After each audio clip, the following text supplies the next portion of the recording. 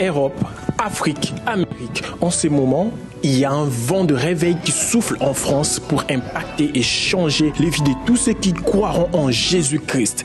Le temps est arrivé d'expérimenter les signes de réveil par le biais du Saint-Esprit. Briser les consécrations maléfiques, briser les autels territoriaux, c'est délivrer des jougs et de liens ancestraux. Que le pouvoir de toutes les sémences maléfiques libère ton corps. Tu ne peux pas supporter l'onction qui te touche. 1, 2, 3, reçois. Sur ce, le ministère de premier-né inscrit dans le ciel pique en sigle avec le prophète Zico Strong Esaïe lance une opération spéciale dans l'objectif d'établir bientôt une église locale en France. Votre contribution pour que l'évangile de Jésus-Christ continue d'exister est la bienvenue. Esprit de mort, je te chasse dans le corps de ma sœur. Libère, sors. Comment participer pour l'œuvre de notre Seigneur? Voici les coordonnées. Notez bien, vous êtes libre de contribuer à la hauteur de vos moyens. Pour plus de précision, voici nos contacts. Une garnison de prophètes qui iront de lieu en lieu pour annoncer la bonne nouvelle est déjà là. Bien-aimés, sachez-le bien que Jésus-Christ est à la porte. Shalom. Le sang de Jésus te lave. Dieu, entre deux nations, entre deux États en conflit, mais qui croient en lui. Dieu se tiendra de quel côté? Du côté de celui qui est l'agresseur, mais qui s'appuie sur la parole du Seigneur qui déclare dans le livre de Lévitique chapitre 20 verset 24 qui dit « Je vous ai dit, c'est vous qui posséderez le pays, je vous en donnerai la possession. C'est un pays où coule le lait et le miel. Je suis l'Éternel votre Dieu qui vous est séparé des peuples. » Et aussi dans le livre de Deutéronome chapitre 1 verset 8 qui déclare « Voyez, j'ai mis le pays devant vous. Allez et prenez possession du pays que l'Éternel a juré à vos pères, Abraham, Isaac et Jacob, de donner à eux et à leur postérité après eux. » Dieu aussi, où soit il se tiendra du côté de celui qui est agressé, qui lui aussi s'appuie sur la même parole, mais à un autre niveau.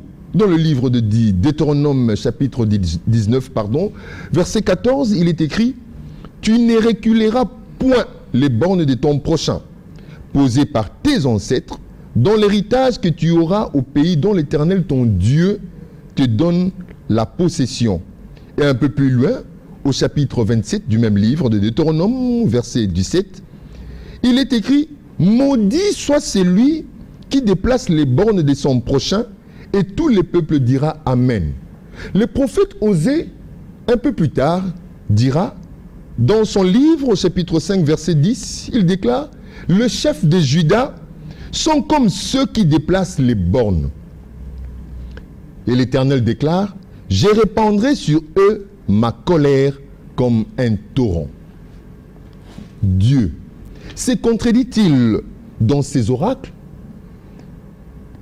Lui qui ne se répand pas, a-t-il, après un temps, constaté qu'il faille changer certaines de ses ordonnances? C'est une question, une problématique qui nous dérange un peu ici. Raison pour laquelle nous avons fait revenir un invité qui est devenu un habitué de cette émission, qui n'est plus à présenter. Et surtout au sujet de la question de la congolité, parlant des Congolais de père et de mère, d'origine, qui doit réellement diriger la nation, l'État, le pays? Dieu se tiendra-t-il du côté de la RDC ou du côté du Rwanda qui nous agresse à travers tous ces mouvements rebelles? Madame, mademoiselles et messieurs, bienvenue sur le chemin de la vérité.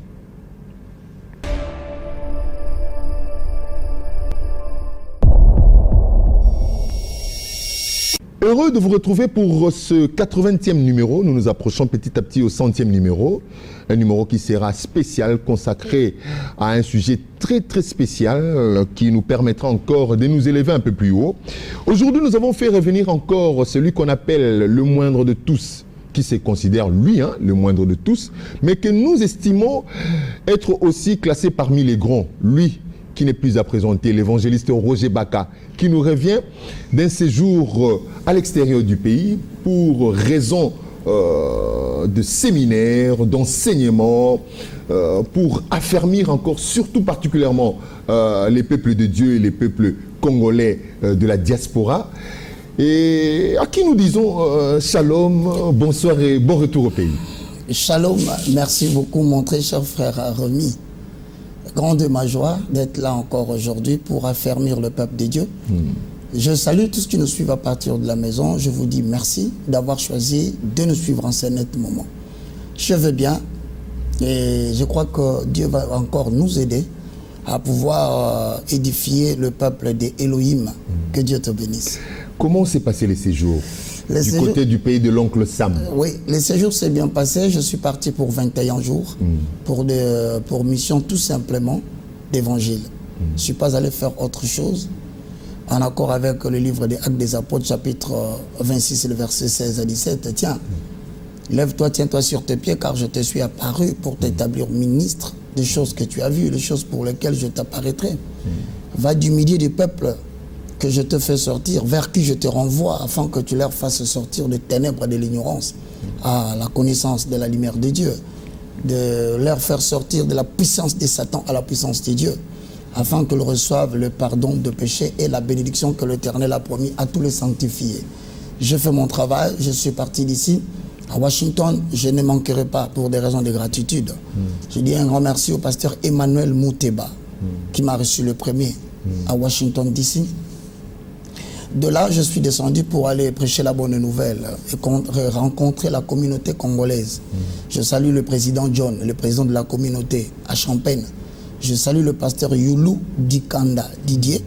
Nous avons fait 8 jours d'intervention qui a affecté la vie de beaucoup de gens. Gloire soit rendue à Adonai. De là, je suis parti à Seattle, Washington, où j'ai rencontré un frère congolais très dévoué pour le Congo. Il s'appelle notre frère Freddy Mwawa, avec le docteur Victorien, que je salue. Ils m'ont soutenu et nous avons travaillé pour l'Éternel. Je quittais Seattle, Washington, je me suis rendu à Los Angeles, où je salue un grand patriote avec sa famille, Papa Daddy, je pense à Maman Clarisse, Kunga, je salue les enfants si vous me le permettez. Oui, allez-y. Brian, Kunga, je salue Victoria et je salue aussi Samuel. De là, je suis parti à Kentucky. À Kentucky, j'ai rencontré le docteur Miller. Il doit être en train de me suivre, un homme très brillant, congolais, de père et de mère, et qui a d'ailleurs donné l'opportunité que nous puissions aussi intervenir dans l'église Calvary Christian Church. Que Dieu vous bénisse. De là, je salue le pasteur aussi qui m'a soutenu à Minnesota, le docteur consolateur. Frères et sœurs dans le Seigneur, vous qui êtes des États-Unis, je vous dis un grand merci pour m'avoir reçu et pour m'avoir aidé à accomplir la tâche de l'Éternel. Je ne pouvais pas rester là-bas. Je suis rentré au Congo, terre de mes ancêtres, terre où Dieu m'a introduit en tant que sentinelle pour veiller au destin de cette république pour laquelle nous avons beaucoup de choses à faire. Voilà, merci beaucoup, chers téléspectateurs. Comme vous le savez, dans notre émission, nous vous convions toujours à vous munir d'un carnet, du papier et aussi d'un stylo, parce que, au-delà du caractère informationnel qui revêt cette émission, c'est aussi de la pédagogie, c'est aussi de la matière éducative qui nécessite assez qu'elle soit mentionnée, notée quelque part, parce qu'à chaque fois qu'on aura de questions, de doutes, pour de temps en temps revisiter et revenir pour nous poser des questions qui nous permettront aussi d'élargir, d'aller un peu plus loin avec nos réflexions, nos recherches.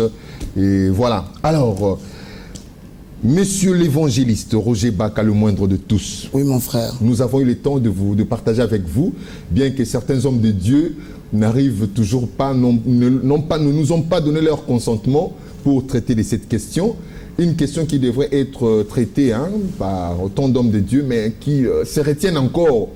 Je me dis, ah Seigneur, est-ce que Motuna Oeza m'a cité et Tungisate Maël Yabatu? Alors, vous l'avez envoyé et vous avez consenti. Vous dites à votre retour, on va essayer de réfléchir selon la parole de Dieu. Vous êtes là. Est-ce que ça ne vous dérange pas? Ça ne vous a pas dérangé? Ça ne vous a pas tiqué un peu quand je vous ai soumis cette problématique? Je peux te rassurer, mon frère Rémi. Mesdames et messieurs, la problématique que Rémi m'a soumise, j'ai pris plus ou moins 15 minutes. J'étais entre d'accord ou non. C'est un sujet très délicat.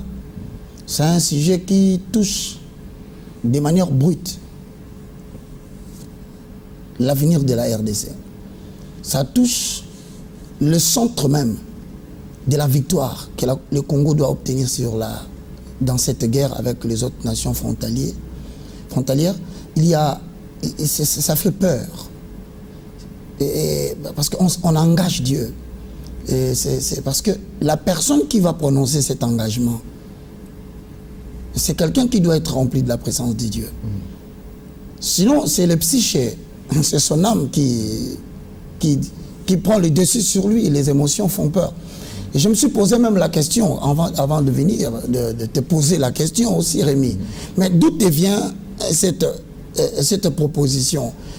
Je veux savoir, moi j'essaye de me débarrasser de la peau des Congolais. Mais je pose la question, j'aurais bien voulu avant de commencer l'émission, avec cette très belle introduction que tu as faite, qui pose des fondements et qui a fait avaler le rouleau de manière autoritaire dans le livre de Deutéronome, dans différents sujets, différentes références. Rémi, ce n'était pas facile. Mais j'ai demandé à Dieu, accompagne-moi, je voudrais parler dans ta présence. Merci beaucoup. Nous sommes un peuple croyant, bien que laïque, l'État est laïque. Les deux États sont laïques, hein. Il faut qu'on ne mâche pas le mot, ou bien qu'on donne l'autre langue au chat. Notre pays, la RDC, République démocratique du Congo, est en conflit avec la République du Rwanda. Depuis un certain moment, nous sommes agressés par un mouvement qui sont qualifiés de terroristes. Et ces deux pays, ces deux nations, la majorité de sa population est croyante. La majorité de sa population n'est pas athée. On croit à l'être de Dieu, on croit à l'existence de Dieu, et la majorité, elle est chrétienne. Il faut qu'on se le dise. Parce que nous avons vu le chef de l'État, notre chef de l'État, très cher à nous, Félix-Antoine Tshisekedi Tshilombo, consacrer les pays à l'Éternel des armées. Et nous voyons aussi de l'autre côté des hommes de Dieu qui font des déclarations, hein, des oracles, qui prononcent des oracles, soi-disant qu'ils ont des promesses de la part de Dieu. Et c'est ce qui nous a poussé un peu à réfléchir, à aller au-delà de repousser un peu nos limites là dans nos réflexions, dans ce que nous pouvons nous imaginer. Dieu maintenant, est-il réellement ce Dieu que nous croyons, ou Dieu est façonné selon nos entendements? C'est-à-dire, moi, parce que j'ai donné des références bibliques, j'ai commencé d'abord par l'agresseur. Tout à fait. Qui se tient sur un appui qui le renforce. Et qui le pousse. Et qui d'ailleurs qui le prêche à son peuple aussi. Et au même moment, nous autres ici, nous ne voulons pas être agresseurs, nous ne voulons pas être bagarreurs, mais du moins, nous nous tenons, nous nous appuyons aussi à ce même Dieu-là qui nous renforce par une ordonnance. Parce que c'est une ordonnance. Quand le président signe, il dit, tu ne te places pas. Maudit soit celui qui fait ça. Dieu. Est-il réellement Dieu? Bon, merci beaucoup mon très cher ami. Tout droit, je vais descendre vers la question. Parce que du côté de l'agresseur, il y a un chef de guerre, il y a un peuple qui obéit à ses lois et une armée qui obéit à ses commandements. Il se prévalent aussi de la parole de Dieu en tant qu'écriture. De notre côté, en République démocratique du Congo, nous avons aussi des autorités militaires avec des chefs, mais qui ont aussi une armée qui va en guerre. Mais vous verrez que du côté de la RDC, l'armée aussi, avec ses prédicateurs, ses aumôniers, ils se prévalent eux aussi des Écritures. Alors la problématique de Romy se pose sur quel point?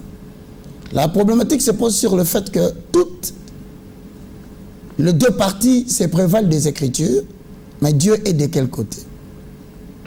Mesdames et messieurs, frères et sœurs dans le Seigneur, lorsque vous prenez votre parole de Dieu, j'espère que tout le monde a sa Bible à la maison, parce que j'aimerais bien soutenir ma parole par les Écritures, car Dieu a placé la Bible au-dessus de lui-même.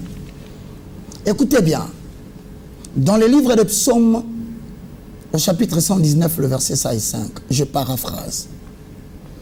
Ta parole est une lampe à mes pieds. 119, 105. 105. Ta parole est une lampe à mes pieds et une lumière sur mon sentier. Tout celui qui lit cette écriture s'aperçoit qu'il y a deux dimensions de la parole. La première dimension, la parole en tant que lampe, qui ne peut éclairer que de manière statique là où tu te trouves et à quelques mètres de ton déplacement. Vous êtes d'accord avec moi? Mais lorsque la parole devient lumière, elle est différente de la lampe. Elle peut éclairer selon la voiture 50 et 100. C'est pourquoi vous entendez parler d'une voiture. La voiture est allumée à 50 ou c'est allumé à 100. Allumée à 50, c'est une lumière qui s'étend jusqu'à 50 mètres. Ce qui veut dire que de là où vous êtes, il y a une dimension de la parole qui peut prévoir 50 mètres d'avant vous. Il y a encore une nouvelle dimension qui peut aller jusqu'à 100 mètres. Autrement dit, cette parole que vous pouvez recevoir peut prévoir votre vie de demain, du lendemain, d'une année ou de 2 ans. Alors, moi, je vous pose la question. Toutes les nations parlent de la parole de Dieu. S'agit-il de la parole lampe ou s'agit-il de la parole lumière? Plaise à Dieu qu'à travers cette mission, que nous puissions dire à l'armée congolaise, à ceux qui nous dirigent, qu'il faut que nous soyons dirigés par la parole en tant que lumière. Écoute-moi bien, mon frère. Entre les deux camps, lorsque tout le monde peut se prévaloir de la parole écriture, la victoire, la position de Dieu n'est pas du côté seulement de ceux qui se prévalent de l'écriture, mais du côté de ceux qui ont accepté d'installer la présence de Dieu en eux et qui savent s'emparer de la puissance de sa présence. Je dis tout simplement, je suis en guerre avec Rémi.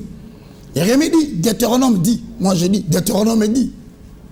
C'est bel et bien beau, parce que tout le monde a le droit de réciter la parole. Mais de quel côté sera Dieu? C'est ça la question. Pour qu'il donne la victoire de Dieu dès le départ, je le dis, se trouvera du côté de ceux qui non seulement comprennent l'importance de la puissance de la présence de Dieu de leur côté et de savoir comment ils peuvent s'emparer pendant longtemps. Nous allons essayer de soutenir cela par la parole de Dieu. Rappelle-toi qu'après que Moïse a fait sortir les enfants d'Israël de l'Égypte, 600 000 hommes de pied, sans compter les femmes et les enfants, ils furent poursuivis par l'armée égyptienne, qui d'ailleurs se présente dans le même contexte. Donc nous avons deux armées, l'une sort, l'autre la poursuit. Maintenant écoute bien, Rémi, c'est important ce que je vais balancer tout à l'heure. Voilà ce que dit le livre d'Exode, au chapitre 33, le verset 15. Nous allons essayer de soutenir cela par cette parole qui dit, dans le livre de Exode, qui signifie sortie, au chapitre 33, le verset 14-15. Écoute ce que dit Moïse, chef de guerre, leader de l'armée des enfants d'Israël. Il dit ceci dans le verset 14. L'Éternel répondit, je prends le verset 13. Maintenant, si j'ai trouvé grâce à tes yeux, fais-moi connaître tes voies, alors je te connaîtrai, et je trouverai encore grâce à tes yeux. Considère que cette nation est ton peuple. 14. L'Éternel répondit, je marcherai moi-même avec toi et je te donnerai du repos. 15. Moïse lui dit, si tu ne marches pas toi-même avec nous, ne nous fait point partir d'ici. Voilà le secret de la victoire. Entre deux camps qui se battent, mais qui prétendent avoir les Écritures, Moïse fait l'exception. À la différence de l'armée d'Égypte qui s'engage sur ordre du roi d'attaquer Israël, Moïse marque la différence en tant que chef. Il dit, ne nous fais pas partir d'ici si toi-même tu ne marches pas devant nous. Écoutez bien ce que ça veut dire. Moïse dit, Seigneur, si je ne peux pas avoir ta présence pendant notre sortie, je ne bouge pas. Seigneur, je ne ferai pas de mouvement sans avoir l'assurance que ta présence est avec nous. Autrement dit, je ne mettrai en place aucune stratégie de guerre si ta puissance n'émane pas de ma présence. Vous savez, Rémi, le Seigneur lui-même a promis à Moïse, je marcherai avec toi et je te donnerai du repos. Nous comprenons ici, mes bien-aimés dans le Seigneur, que si une armée aussi puissante avec l'équipement dont il possède se décide de fonctionner sans consulter l'Éternel, sans être sûr que l'Éternel marche avec vous dans sa présence, eh bien cela signifie que vous vous dirigez tout droit vers l'échec. Voilà, la question est de savoir pourquoi. Parce que tout simplement, vous allez rencontrer des obstacles sur le chemin. Vos ennemis vont susciter des alliés. Dans les cas échéants, ils prendront des nations telles que Ouganda. L'armée ougandaise se joindra à eux. Il y aura l'armée du Burundi qui risque de se joindre à eux. Vous ne le savez pas encore quand vous vous engagez dans la guerre. Toutes ces armées qui s'engagent à côté de l'ennemi, qui prétend utiliser les Écritures, seront une surprise des montagnes devant votre armée. Monsieur l'évangéliste, j'ai une petite préoccupation avant que vous ne puissiez avancer. Oui, c'est vrai, certes, les armées de différentes nations, les alliés de cette communauté de Eastern African Community, EAC, sont arrivés pour nous aider un peu à retrouver la paix dans le coin de la paix du pays, dans cette partie Est. Et vous dites en même temps aussi que ces nations, ces armées risquent de se retourner contre nous et d'appuyer l'ennemi qui nous agresse. Vous voyez, non seulement cela, mais aussi s'associer à eux de manière cachée. Cachée, voilà. À jouer un peu à l'hypocrisie. Ça sera maintenant des montagnes à la sournoiserie. Voilà. Donc, alors, mais quand vous parlez de l'Égypte, oui, l'Égypte, l'armée égyptienne est partie pour attaquer l'Israël et les contraindre à rester en esclavage. Tout à fait. Sur ordre du roi, du pharaon. Ouais. Et Moïse s'est tenu, s'est donné la peine de chercher quoi que ce soit, de chercher la volonté du Seigneur. D'exiger la présence de Dieu, l'accompagnement de l'Éternel. Exact. Alors, qu'est-ce qui prouve que ceux-là qui nous agressent n'ont pas aussi reçu l'aval du Seigneur? Est-ce qu'il y a quelque chose qui les justifie? Parce que, dans mon introduction, j'ai souligné deux grands chapitres, deux grandes références du livre de Deutéronome, qui est et de Lévitique, qui leur donne cette pensée-là, cet esprit. Parce que j'ai eu à suivre un de pasteurs, parce que malheureusement j'ai perdu mon téléphone dans lequel j'avais stocké ces images-là, qui leur dit: mon peuple, ne vous en faites pas. C'est un pasteur rwandais qui disait: mon peuple, ne vous en faites pas. Ce pays est un héritage. Cette partie, c'est un héritage pour nous. Et nous assistons aussi à des déclarations. Le président rwandais, que je cite, Paul Kagame, qui déclare qu'on doit revoir l'histoire. Vous voyez un peu tout ça. C'est-à-dire qu'ils ont une assurance de l'Éternel. Comment savoir? Comment pouvons-nous nous rassurer que réellement ils sont dans l'ignorance, ils sont dans la perdition? Parce que Paul a dit, je crois Pierre, l'apôtre Pierre avait dit, il y a beaucoup de gens qui ne comprennent pas les enseignements de Paul. Ouais. Les hommes mal intentionnés ont tordu les sens des Écritures pour le mettre à leur profit. Les écrits de Paul sont très difficiles. Sont très difficiles. Écoutez, Rémi, tu poses une question très indispensable, très importante, qui doit d'ailleurs intéresser, premièrement, je le dis, le chef des armées qui nous dirige, tant que la FARDC, Commandant suprême. le commandant suprême, le chef de l'État, c'est une émission qu'il devait vraiment suivre. Pourquoi?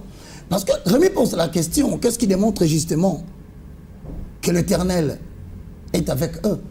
Et c'est le résultat. Je vais te dire quelque chose. Dans le langage de la Bible, il y a des promesses qui sont liées à ceux qui ont cru en Dieu, à ceux qui se sont repentis dans le Seigneur. Mais écoutez-moi bien, cela ne s'arrête pas là. Il y a aussi des promesses conditionnelles qui accompagnent, non pas seulement parce que vous croyez en Dieu, mais parce que vous recherchez sa présence au quotidien. Et au-delà, vous vous emparez de sa présence. C'est deux choses différentes. Je répète encore, il faut que je vous le dise. Frères et sœurs dans le Seigneur, l'Éternel Dieu a différentes méthodes de faire revenir un peuple auprès de lui. Soit par la loi de l'Éternel. Mais si vous n'obéissez pas à la loi et qu'il a urgemment besoin de votre retour pour que vous puissiez retourner à lui, eh bien, il utilise la détresse. Pourquoi est-ce que vous devez chercher constamment la présence de Dieu au sein des armées? Mais c'est pour la simple raison que dans les livres de Psaume chapitre 97, le verset 5, je veux paraphraser. C'est devant la présence de l'Éternel que les montagnes se transforment, que les montagnes se fondent comme des cires. Psaume 97, 5 le dit.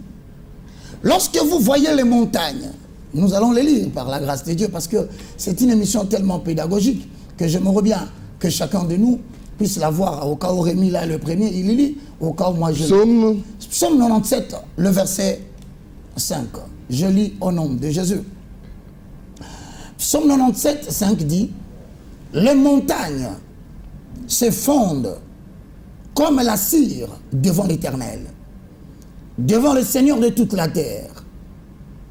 Autrement dit, considérons l'équipement sophistiqué du Rwanda, si vraiment il est Anna, comme une montagne, eh bien, ça va se fondre comme la cire devant l'armée qui marche avec sa présence.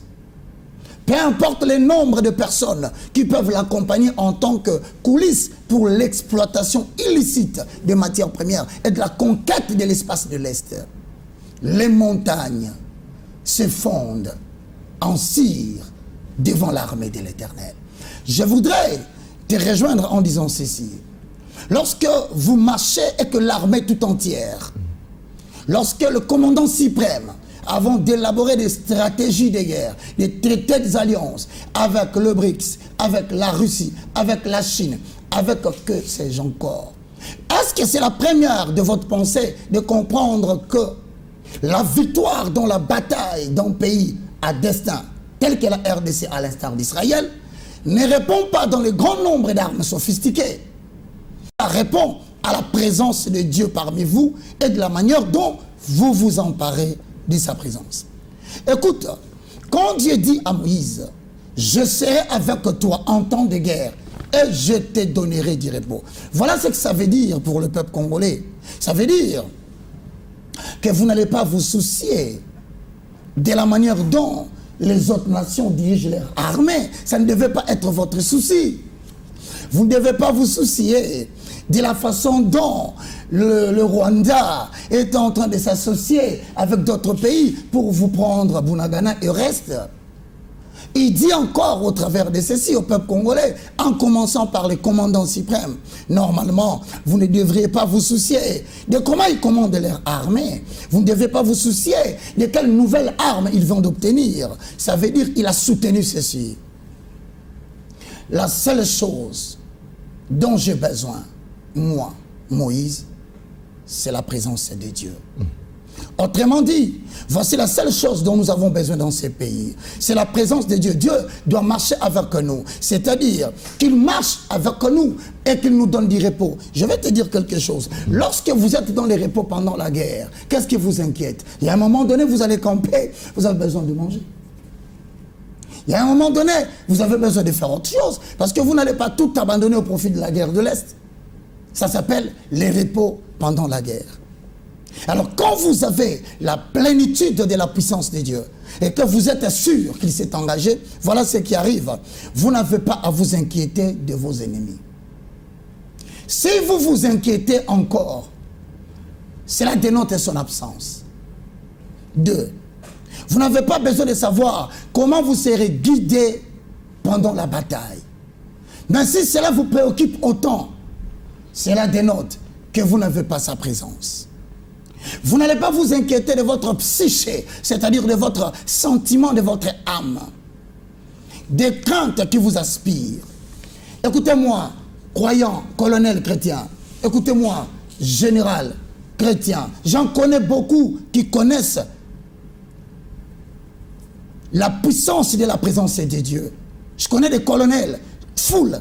Je connais des généraux dans l'armée congolaise qui comprennent cette importance, mais qui n'ont pas encore eu l'opportunité de se joindre avec le leur qu'on appelle le pasteur de la nouvelle génération. Pour s'élever, je dis ceci et je vais ajouter. La présence de Dieu nous évite la lutte dans la chair, de courir n'importe comment. Angola, Réunion, Kenya, Réunion. Quelle réunion qui vous met dans la lutte, mais qui n'aboutissent finalement à rien. Vous avez besoin d'avoir Dieu dans sa présence qui mettrait de l'ordre dans votre façon de voir les choses. Je vais essayer à partir d'ici de balancer quelques 2-3 exemples qui démontrent que le contexte dont Rémi fait allusion aujourd'hui, qui continue à tarauder ton esprit et qui me taraude moi aussi. Nous avons l'Ancien Testament des récits qui sont remplis, à qui on a attribué la victoire de Dieu dans des moments de plus difficiles que ceux que nous avons en République démocratique du Congo. Te parlerai-je de la présence de Dieu qui a marché avec Abraham. Vous le découvrirez dans Genèse chapitre 21, le verset 22. Pendant que Romy le cherche et que vous le lisez, laissez-moi les balancer en quelques mots. C'est qu'il y a même des païens. Il y a même des gens qui ne connaissaient pas Dieu, oh frère saint, mais qui ont découvert que Abraham était avec Dieu. Dans Genèse 21, 22, Abimelech a formulé cette phrase. Il dit, Abraham, Dieu est avec toi dans tout ce que tu fais. N'est-ce pas? Si vous les regardez bien dans vos Bibles à la maison, vous remarquerez que dans les livres, il est écrit dans Genèse chapitre 21, le verset 22, il dit exactement ce qui suit. En ce temps-là, Abimelech, accompagné de Picol, chef de son armée, Rémi, tu parlais de l'armée. Abraham était accompagné du chef de son armée. Parla à Abraham, alors qu'Abimelech avait une armée. Mais écoute ce que le chef de l'armée d'Abimelech, qui était avec Abimelech, dit. Il dit ceci, Dieu est avec toi dans tout ce que tu fais. Comment une armée qui n'est pas avec Abraham, mais reconnaît que Dieu est avec lui autrement, il lui dit, Abraham, j'ai l'impression que Dieu te précède. J'ai l'impression que Dieu te guide. J'ai l'impression que l'Éternel des armées te protège. Voilà, il veut dire en d'autres termes, Abraham, il y a un signe distinctif dans votre armée. Voilà, derrière, voilà, le signe. Ok, on y arrive. D'ailleurs, vous devez anticiper un peu. Donc, voilà. Étant dans le signe distinctif, voilà ce que Genèse chapitre 15, le verset 1. Abraham aussi s'est emparé de la présence de Dieu. Dans le livre de Genèse 15, 1, après ces événements, la parole de l'Éternel fut adressée à Abraham dans une vision et lui dit, Abraham, ne crains rien, je suis ton bouclier et ta récompense sera grande. Lorsque vous marchez avec la présence de Dieu, vous vous emparez de sa présence. Dans votre armée, c'est l'armée adverse qui témoigne justement des signes distinctifs qui vous couvrent. Alors, il y a une autre chose qui préoccupe un peu mon esprit, au moment où vous parlez, parce que je fais toujours référence à l'État d'Israël, le royaume égyptien, et le peuple d'Israël qui devait quitter. Alors, l'Israël ayant quitté, l'Égypte s'est libérée, mais dans leur parcours, vous dites ici, tout à l'heure là, tantôt vous avez dit, il faudrait que nous retournions vers Dieu. Dieu organise ou soit suscite des circonstances qui nous ramènent vers lui. Des défaites. Alors, des hontes. Voilà. Il s'est fait que... Des contrats non respectés. Des trahisons de partenaires transfrontaliers. Voilà. Alors, Israël, de même, a vécu une époque où les seigneurs ne le frappaient, ne le soumettaient à des situations, à des circonstances dramatiques à cause d'une famille qui ne s'est pas repentie. Est-ce que tel est aussi notre cas? Merci beaucoup. Parce que nous subissons, après autant d'années, plus de 60 ans d'indépendance, est-ce que faut-il que toute la République se convertisse, commence à se mettre à genoux, ou il faudrait une classe quelconque qui doit se mettre à genoux, qui doit se soumettre à certaines exigences que recommande l'Éternel des armées afin d'apporter la victoire. Jérémie, j'avais remis, excuse-moi Rémi Kalonji, je bénis Dieu pour la perception de ton intelligence. Écoute, je voudrais dire à tous qui nous suivent à partir de la maison, c'est une émission très stratégique. Je vais aller tout droit, de manière brute, de but en blanc, pour dire à l'armée congolaise et à son commandant suprême, retournez d'abord auprès de l'Éternel. Ce n'est pas ce que vous avez fait avant de commencer cette guerre. Tu sais, mon frère, tu as posé une question très importante. Mais cette question a pour réponse comment provoquer la présence de Dieu au sein de nos armées. Nous avons besoin d'ici. Et surtout, comment est-ce que les gens peuvent voir le signe distinctif de la présence de Dieu? Comment pouvons-nous nous emparer, non seulement de manière militaire, mais aussi devant les défis économiques qui se dressent devant nous. Dans le livre de Josué, au chapitre 1, le verset 5, l'Éternel Dieu dit à Josué, « Aucun homme ne pourrait se dresser contre toi. Quand moi, l'Éternel, je serai avec toi. » Mais quand vous constatez que les gens se dressent contre vous, ils arrivent à réussir dans ce qu'ils entreprennent. Mais comprenez par là, bon Dieu, que l'Éternel n'est pas avec vous et que sa présence n'est pas avec vous. Qu'est-ce que vous croyez? L'absence de la présence de Dieu ne signifie pas qu'il ne vous aime pas. Il veut tout simplement dire que vous n'aurez pas... Vous voyez, Josué chapitre combien? 1, le verset 5. Okay. Que dans cette guerre que vous partez, je vous aime. Mais vous n'aurez pas ma présence. On ne sentira pas la distinction de votre armée par rapport à ma présence. Quand Dieu n'est pas là, il ne veut pas dire que je ne t'aime pas. Si, je t'aime. Mais je ne serai pas là parce que tu n'as pas désiré ma présence. Il dit, il ne tiendra devant toi tant que tu vivras. Autrement dit, jamais je ne te délaisserai. Jamais je ne t'abandonnerai. Il dit, fortifie-toi, prends courage. Dans Ésaïe chapitre 54, le verset 17, il dit, l'Éternel donne cette assurance. Toute arme forgée contre toi sera nulle et sans effet. Voilà un signe distinctif. Mais si une arme dressée contre toi a de l'effet, mais je ne suis pas là dans ma présence. C'est simple, comprenez comme ça. Il dit, tout celui qui se liguera contre toi, il tombera sous ton pouvoir. Mais écoute, c'est vous qui tombez sous le pouvoir de l'armée du Rwanda. Que des militaires qui meurent chaque jour. Que des parents qui abandonnent leurs enfants, qui vont tomber dans les champs de bataille. Ne comprenez-vous donc pas que vous ne vous êtes pas soucié de ma présence? Ou faut-il que je tue la moitié de la population? Dieu dit à Gédéon, dans le livre de Juges chapitre 6, le verset 12, Gédéon, va. Je serai avec toi, vaillant héros. Va avec la force que tu as et délivre Israël. En réalité, Jérémie, ou Gédéon, je voulais dire, est un lâche. Parce qu'il a émis des hypothèses. Il disait à tout moment, où est le Dieu qui était avec nos ancêtres? Le Dieu qui a combattu à côté de la Belgique. Le Dieu qui a gagné la guerre de Gambela. Le Dieu qui a libéré la France. Le Dieu qui a donné la victoire à l'Europe. Où est partie cette armée? Il s'est plaigné. Et bien Dieu lui dit, tu sais ce qui se passe?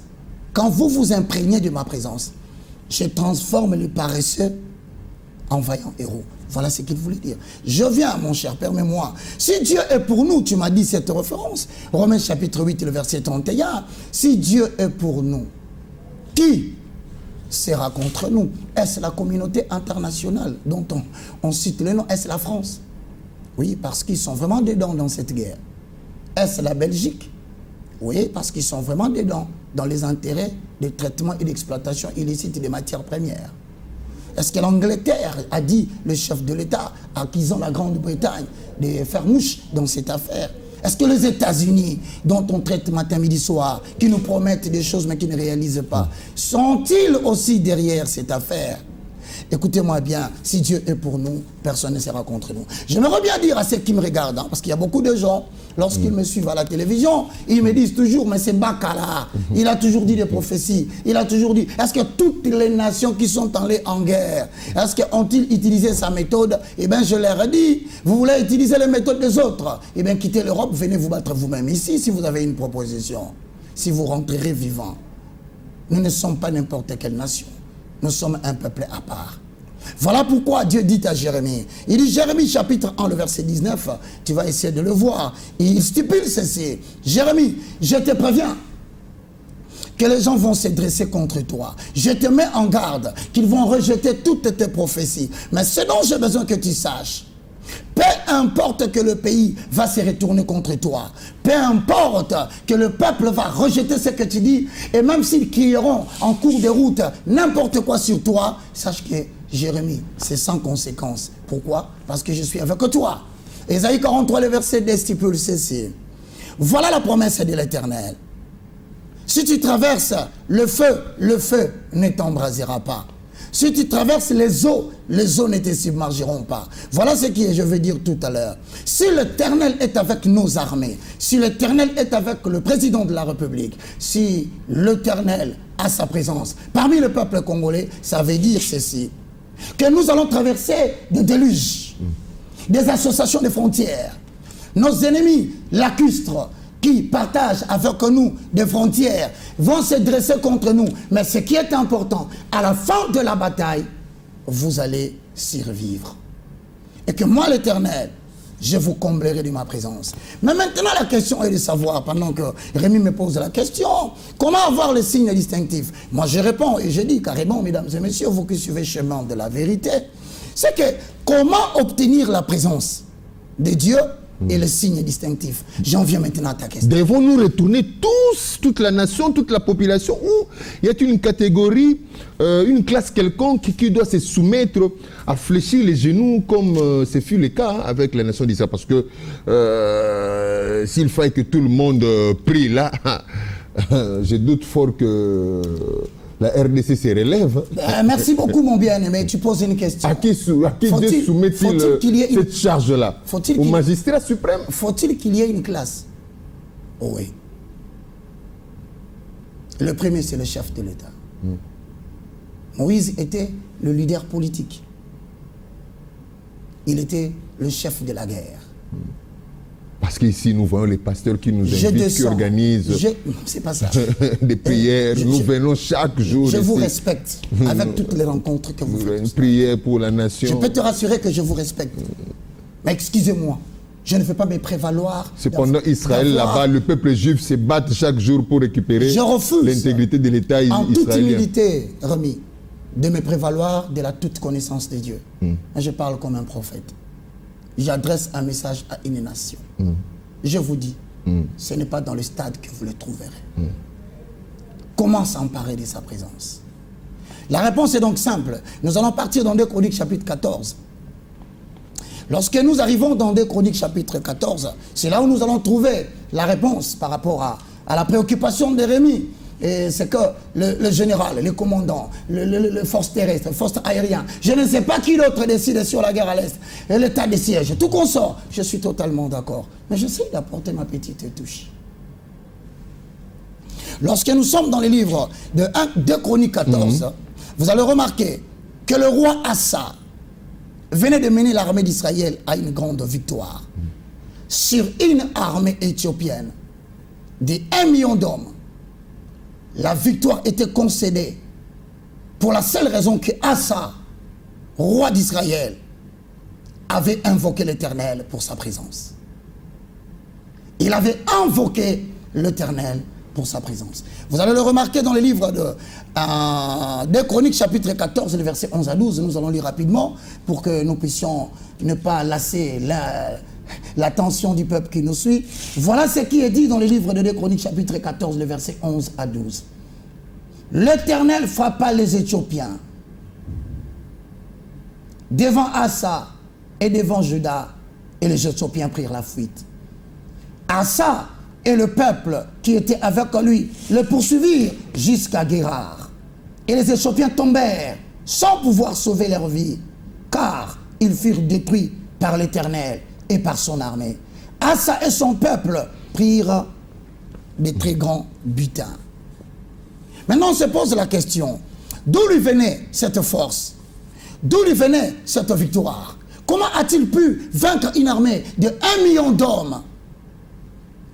Oh, frères bien-aimés, très chers saints, je voulais dire, lorsque vous lisez des Chroniques, le chapitre 15, le verset 1, je voudrais que vous puissiez comprendre comment nous pouvons nous emparer de cette présence, ce pouvoir éblouissant, ce pouvoir incontestable.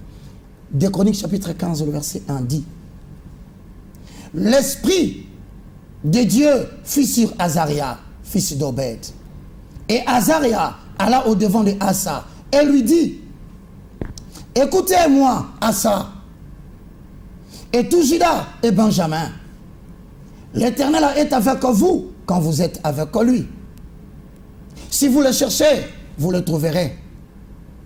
Mais si vous l'abandonnez, il vous abandonnera. Pendant longtemps, il y a eu pour Israël ni vrai Dieu, ni sacrificateur qui enseigne les lois.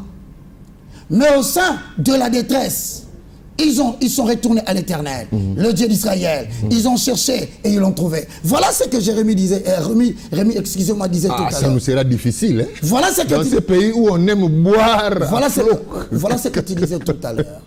Où la distraction. Est-ce que les gens vraiment auront le temps de retourner vers l'Éternel? À défaut de retourner à Dieu, ils provoquent la détresse. Une pédagogie, n'est-ce pas, pour vous inciter à... Et je pense qu'on est attentif, hein? Cette détresse de la guerre ne finira pas, oracle de l'Éternel, si vous ne retournez pas auprès de Dieu. C'est Dieu qui peut provoquer cette détresse. Rappelle-toi, Rémi, tu venais de me dire qu'à tout moment qu'Israël désobéissait, l'Éternel prenait le Philistin, il citait quelqu'un parmi les Philistins, et il lui disait: va marcher sur Israël. En sorte que la force que détient aujourd'hui le Philistin n'est pas une force proprement aux Philistins, mais c'est la force d'Israël qui est allée du côté de l'ennemi pour éduquer Israël. Monsieur l'évangéliste, mon frère, j'ai remonté un peu le précédent passage dans le livre de 2 Chroniques, chapitre 14, au verset 2. Il est mentionné ceci à partir du verset 2.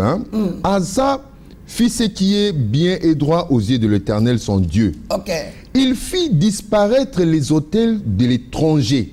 Les autels de l'étranger, les hauts lieux, il brisa les statues et abattit les idoles. Mon frère, il ordonna à Juda, de rechercher l'Éternel, le Dieu de ses pères, et de pratiquer la loi et les commandements. Je veux ici un peu comprendre. Pendant que nous cherchons la victoire à l'Est, pendant que nous cherchons la victoire pour l'économie, la flambée de prix, quelqu'un me dira, eh bien c'est partout. Et je lui dis, nous ne sommes pas n'importe quel peuple. Alors, quels sont ces hôtels étrangers que devons-nous évacuer et laguer? Quels sont ces hauts lieux idolâtres que nous devons dégager, ces statues? Vous voulez découvrir ces hauts lieux? Ce ne sont pas la religion étrangère qu'on nous a apportée afin que nous retournons au Dieu de nos pères, parce qu'il ordonna de Juda de rechercher l'Éternel Dieu de ses pères. De rechercher qui? Qui est ce Dieu de nos pères que devons-nous rechercher? Je reconnais dans ce pays, il y eut un homme qui avait un Dieu, il s'appelait Mobutu, installé par l'Éternel. Il lui a donné la supériorité, il dirigeait, il influençait, il allait même dans d'autres nations. Il pouvait vaincre le pays où il est parti, revenir avec sa femme, et nous avons eu des enfants avec les femmes de ces gens. Il pouvait aller partout en Afrique, il blaguait avec le nom de cet homme, parce qu'il y avait un vrai Dieu. Parce qu'il y avait un Dieu qui marchait avec son armée. Mais lorsque les hauts lieux, vous laisse dire, ont commencé à envahir la nation, il a dit, le principe est clair. Vous me cherchez, vous me trouverez. Mais si vous m'abandonnez, je vous abandonnerai. Regarde 2 Chroniques chapitre 15, le verset 3. Comment une nation ne peut pas avoir des sacrificateurs qui enseignent les lois de l'Éternel? Comment toute une armée peut ne pas avoir un aumônier à la hauteur du choix de l'Éternel dans la nation? Voulez-vous dire que vous ne l'avez pas vu à la télé? Je vous rassure, je ne parle pas du monde. Ils sont nombreux. Mais qu'avez-vous fait en lieu et place? Vous êtes allé vous voter, courber votre tête sur n'importe quelle statue. Eh bien, que ces statues vous donnent la victoire. Sous toute herbe verte, sous tout arbre, vous êtes allé vous prosterner. Qui vous dit que la victoire vient de la magie? Oh, n'êtes-vous pas allé demander des secours en Égypte? Est-ce que l'Égypte vous a donné la victoire? Qu'as-tu maintenant d'aller chercher du secours partout? Israël, retourne à l'Éternel, repentez-vous. Voilà pourquoi j'exhorte au nom de Jésus qu'à un moment donné, il faille savoir se débarrasser de moi, de son orgueil, pour chercher quelqu'un. Quelqu'un qui a les lois de l'Éternel. Quelqu'un qui a les paroles de Dieu dans sa bouche. Je vais ajouter, l'Éternel est avec vous quand vous êtes avec lui. Si vous le cherchez, vous le trouverez. Mais si vous l'abandonnez, il vous abandonnera. Écoute bien, quand il dit si vous me cherchez, vous me trouverez. Le verbe trouver, remis, dérive du mot hébraïque, matsa. C'est-à-dire la présence de Dieu qui sort pour délivrer. Autrement dit, dans la bataille de l'Est, vous pouvez avoir subi des tournures dans l'état de siège. Vous pouvez avoir subi des trahisons, des infiltrations. Mais écoutez-moi bien, il y a une présence qui mettra fin à tout cela. C'est que si vous le cherchez, Matsa, il viendra par sa présence et il vous délivrera. Voilà pourquoi il dit, vous ne m'avez pas cherché et ma présence n'est pas sortie pour vous délivrer. Écoute-moi bien, tant que tu chercheras l'Éternel, voilà ce qu'il veut dire, il sera toujours là pour te délivrer. Je veux bien insister sur une chose. La parole de Dieu est immuable. Frère, très cher président de la République, je suis le moindre. Très cher nouveau gouvernement mis en place, je suis le moindre. Mais vous pensez que vous allez faire flamber le prix? Vous pensez que vous allez donner de la nourriture à cette population amoindrie depuis plus de 45 ans? Croyez-vous que le ministère de la Défense que vous avez vous donnera la solution à l'Est et surtout aux préoccupations de la capitale? Je vous pose la question et je vous regarde. Quels sont vos projets dès le jour où vous avez fait des remises et reprises? Êtes-vous allé chercher des secours de l'homme ou avez-vous pensé qu'il y a une présence qui nous manque? Frères et sœurs dans le Seigneur, nous devrions avoir pour préoccupation personnelle marcher avec la présence de Jésus. Parce qu'il a dit, si vous m'abandonnez, je vous abandonnerai. Si vous allez dans le livre de Hébreux chapitre 13, le verset 5, vous le verrez. Mais je veux verbaliser certaines choses. Il y a la présence de Dieu qui est avec ceux qui sont repentis, parce que plusieurs personnes disent, au Congo, nous prions beaucoup. Nous faisons des prières au stade. Je voudrais dire à ceux qui viennent au stade, ce n'est pas que Dieu nous a retiré complètement sa présence, même son amour. Non. Son amour est dans ces pays. Voilà pourquoi par sa miséricorde nous y revivons. Son amour est dans ces pays, sa bonté est là. Voilà pourquoi jusqu'à présent, le plan de la balkanisation n'a pas réussi totalement. Mais attention, ne vous moquez pas de sa bonté. Comme vous voyez qu'il continue à nous protéger, retournons, cherchons sa présence et surtout emparons-nous de sa présence. Parce que si nous restons loin de lui, il restera loin de nous. Je voudrais que Rémi lise avec moi cette loi qui fera venir la présence de mon Dieu. Vous savez, vous avez tellement suscité de prédicateurs pour prêcher pour la guerre que jusqu'à un moment donné, le peuple congolais s'est dit, il n'y a pas un Dieu. La diaspora se moque. Les gens se moquent de notre Dieu. Mais lorsque vous lisez 1 Samuel, au chapitre 2, le verset 30, je vous le donne maintenant directement. C'est quoi cette loi pour que nous puissions nous emparer de sa présence que nous avons abandonnée il y a longtemps? Il y a longtemps. 1 Samuel 2, 30. Je lis au nom de Jésus. C'est pourquoi, voici ce que dit l'Éternel, le Dieu d'Israël.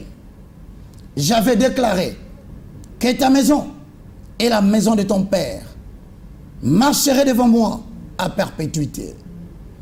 Et maintenant, dit l'Éternel, loin de moi, car j'honorerai celui qui m'honore.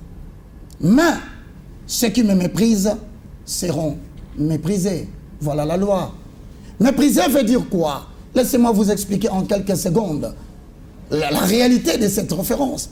Il y avait un souverain sacrificateur qui s'appelait Élie.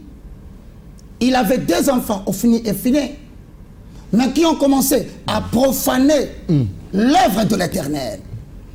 Dieu lui envoya un prophète anonyme, mon cher ami, qui va lui dire de manière brute, directe, y a-t-il quelqu'un, oh Dieu, donne-moi la force, Seigneur Jésus, qui peut avoir le courage de se tenir devant le président Félix et lui dire, voici ce que dit l'Éternel au sujet de ta gouvernance. Voici ce que dit l'Éternel au sujet de ton mandat. Voici ce que dit l'Éternel au sujet de la victoire de l'armée à l'Est. Voilà ce qui me pousse, parce qu'on me fait signe que nous tendons vers la fin. Bon, voilà ce qui me pousse à vous poser une question là. À défaut de voir cette classe ou cette élite ou cette catégorie des personnes qui peuvent fléchir les genoux au nom d'une nation, est-ce que une personne, une famille peut sauver toute une nation par sa prière? Oh mon Dieu, je me rappelle, bien-aimé dans le Seigneur. Parce que moi aussi, je me rappelle d'une fille qui a sauvé un général, lui donnant l'information d'un prophète quelque part pour lui permettre de rencontrer le Seigneur des armées. Je suis en train de te dire ici, il est question de la tête. La guerre de l'Est n'est pas la guerre de Baka. C'est la guerre de la République démocratique du Congo. Si cette fille n'avait pas apporté l'information, n'y a-t-il pas des gens à côté du président? N'y a-t-il pas des gens à côté de Samalou Kondé? N'y a-t-il pas des gens à côté de Vital Kamere, de Moussa Nyamouissi, à côté de Jean-Pierre Bemba, que je salue la présence dans l'armée? N'y a-t-il pas une fille qui peut vous dire, je connais un homme de Dieu? Mais le problème du Congo, c'est que tu connais. Mais tu dis, si celui-là vient, on va nous effacer. Si celui-là vient, il apportera une dose de distinction. Oh frère, reconnais une chose, que Dieu passera par quelqu'un d'autre. Si la victoire et le retour de la nation d'Israël est en train de ténailler l'Éternel, eh bien il trouvera quelqu'un d'autre. Je vais encore dire quelque chose. Non seulement que Dieu a pu utiliser une armée qui était défaillante, l'Éternel a pris des lépreux. Aïe, alléluia. Mais des lépreux qui ne savaient ni se battre, qui ne savaient ni la stratégie de guerre, qui ne savaient ni comment créer une méthode pour renverser au niveau de la frontière l'ennemi. Ils ont seulement imploré l'Éternel. Ils disent, oh Dieu, si tu marches avec nous. Et tu sais ce qui s'est passé? C'est Psaume 97,5, je répète. Devant la présence de Dieu, les montagnes se transforment en cire. L'armée qui combattait Israël a eu de vision. Ils commençaient à s'affoler. Je dirais même plus, ils étaient terrifiés. Je vais ajouter, ils étaient horrifiés. Ils ont relevé la nuit, qui toute une armée est descendue et a détruit l'ennemi. Frère, bien-aimé dans le Seigneur, cette émission va terminer. Je crois que Rémi aura une question qu'il m'a prévue. Est-ce qu'il pourra-t-il la poser par rapport à cet exposé? Voilà, ça c'est encore une suite d'émissions que nous... Voilà pourquoi je dis. Je dis ceci. La voix de l'Éternel se fait retentir du sommet de la montagne. Du haut des cieux, Dieu regarde sur la terre pour voir les hommes intelligents qui cherchent la face de l'Éternel. Dieu aurait gardé sacrificateur Élie à toujours et à perpétuité. Je répète, Dieu allait garder les mandats. Autrement dit, je vais changer. Dieu allait garder Élie comme souverain pendant 2, 3, 4 mandats. Et Dieu n'attendait qu'une seule chose. Il le regardait du bas, du haut des cieux, il disait, regardez, est-ce que cet homme va-t-il dire au peuple d'abandonner les hauts lieux? Parlera-t-il à ma place? Cherchera-t-il de vrais sacrificateurs qui puissent enseigner mes lois à son armée, à son bureau, à son peuple et à l'église du Congo? Comme il y avait un temps, il ne l'a pas fait. Bref, Dieu est descendu, il a tranché. Il a dit, j'aurais pu te garder pendant longtemps. Je regarde le peuple congolais, je dis, je souhaite que vous cherchiez le croyant, le vrai chrétien, qui ne se sont pas repentis, mais qui sont incarnés par l'amour insatiable d'avoir sa présence et de s'en emparer. De préparer 3 à 4 jours pour se repentir pour toute la nation, pour chercher sa présence, de prier sans relâche. Ensuite, de déclarer pour le président, de déclarer pour le gouvernement, de déclarer pour l'armée et de se décider avec un cœur résolu et dévoué que les hauts lieux ne peuvent plus rester au Congo. Et vous aurez des secrets pour lesquels Dieu vous mènera dans la victoire. Voilà, nous sommes arrivés à la fin de cette émission. Ce n'est qu'une partie remise, hein. Ce n'est qu'une introduction. Parce qu'il y a une question que nous avons posée toujours dans notre introduction, que nous n'avons pas eu le temps de pouvoir aborder. Qui est censé diriger la tête de la nation? Doit-il réellement être issu ou être descendant des ancêtres, des ascendants qui sont d'origine et de père et de mère de cette nation? Ce sont des questions comme ça auxquelles nous allons répondre, parce que nous avons d'abord commencé par cette problématique pour nous permettre de voir un peu les niveaux de responsabilité de chacun quant à la sécurité, quant à l'intégrité, quant à la stabilité, sur tous les plans, sociopolitiques, socio-économiques, socio-culturels de notre nation. Madame, mademoiselles et messieurs, nous sommes arrivés à la fin de cette émission. Grande a été notre joie de vous l'avoir proposé. Merci beaucoup à l'évangéliste qui répond toujours favorablement à notre invitation. C'est moi qui te remercie tout le temps, balançant un petit truc. Vous, rapidement. Sais-tu quelle est la portion de terre? De quel côté en Égypte que Israël avait possédé, et jusqu'à ce qu'il s'est décidé de quitter le lieu? C'était à l'est de l'Égypte où la terre était florissante et qu'il y avait beaucoup de matière. C'est en RDC à l'est qu'un peuple s'est adressé, s'est placé à cause de son caractère florissant. Ce peuple a peur de rentrer chez eux parce que leur terre aussi est habitée par les Jébusiens. Beaucoup de gens qui sont contre leur retour. Nous allons laisser les gens un peu dans ces suspens, parce que prochainement, c'est là qu'on va continuer. Ils ne partiront pas à cause de la fragilité de la survie de leur vie de l'Est. Nous devons chercher l'Éternel. Cherchons l'Éternel pendant qu'il s'y trouve. Il a dit, ils l'ont cherché et ils l'ont trouvé. Amen. Parce qu'ils l'ont cherché avec leur... Tango nyonso molinganga nazalaki komona baninganga na baboti na bango nanga baparent baza te vi nanga pasi. Est-ce que kokufela baboti eza lisumu? Kozanga baboti est-ce que eza lisumu? Voilà, naye kopesa bino message. L'orphelinat Christ Rédempteur et ana posa lisungi na bino. Tala musala munene ezosala pona bana. Tala musala munene ezosala pona bana oyo mokili etiki ebwaki. Mais nzamba termine nzelo orphelinat oyo pona ko encadrer bana oyo. Yaya lisungi na yo to ana ngoposa. 1 euro no to ana ngoposa pona mwana moko. Tango mwana moko allié nzambe ya bitike oya permettre ete na nzela no mwana alia akobosa na ote. Voilà message ya l'orphelinat Christ Rédempteur. To ana besoin lisungi na bino. Ba numéro ezana se kota contact na biso assistance na yo et aux alisungi pona bana. Que le Dieu des orphelins a bénir diama mtu nyoso ja ta likanisa ko sala quelque chose. Pe osali yango zamba pambola bino.